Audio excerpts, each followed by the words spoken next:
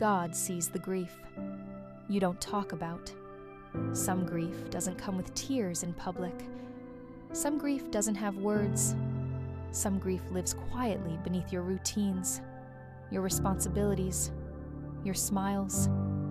And because it doesn't look like what people expect, it often goes unnoticed. This is for the grief you don't talk about, the loss you learned to carry silently, the change you never got to mourn, the ending that didn't come with closure. Grief doesn't always come from death. Sometimes it comes from disappointment, from relationships that changed, from dreams that quietly faded, from versions of life you thought would happen but didn't. And when grief doesn't have a clear label, it can feel confusing. You might wonder if you're allowed to feel this way, if it counts, if you should be over it by now.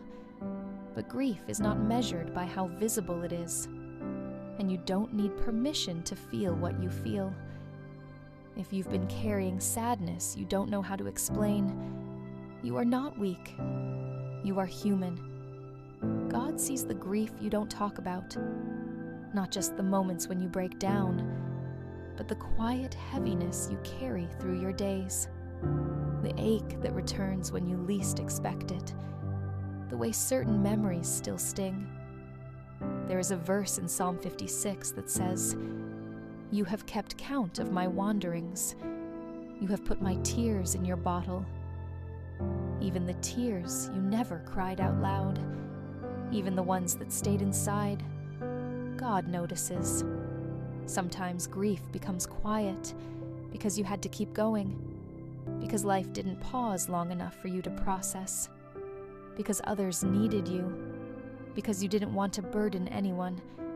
But unspoken grief doesn't disappear. It waits, and it often shows up as exhaustion, as numbness, as irritability, as feeling disconnected from joy you used to feel. If that sounds familiar, nothing is wrong with you. You're grieving, and God is not uncomfortable with that. Scripture tells us that God is close to the brokenhearted, not only when grief is obvious, but when it's quiet, when it's complicated, when it's layered.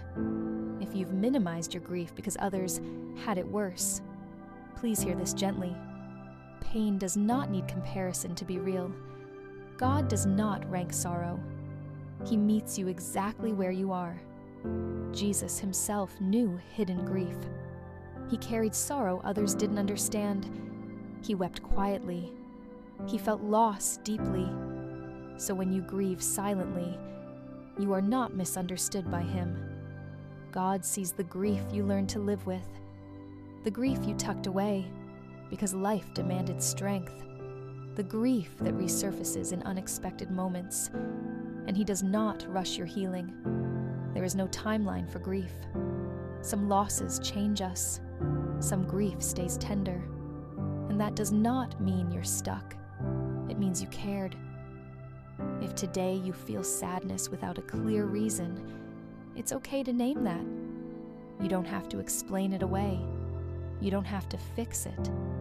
God can hold what you haven't spoken. If your grief has been invisible to others, it has never been invisible to God. He sees the nights when you feel heavier than usual. He sees the strength it takes to show up anyway. He sees the ache behind your composure, and he is gentle with you. Grief doesn't mean you lack faith. It means you loved. It means something mattered. Even now, God is present with you in it. You don't need to reach healing today. You don't need closure tonight. You don't need to resolve the ache. You are allowed to grieve slowly. You are allowed to grieve quietly. You are allowed to grieve honestly. God is not asking you to move on. He is walking with you through. Take a moment to notice your breathing. You don't have to push the sadness away. You don't have to analyze it. Just let yourself be here. God is with you in this tender place. If this grief has felt lonely, know this. You are not alone in it. God sees, God knows, and God stays.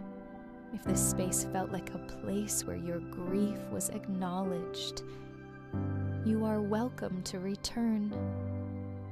For now, let this truth rest with you. God sees the grief you don't talk about, and you are held even here.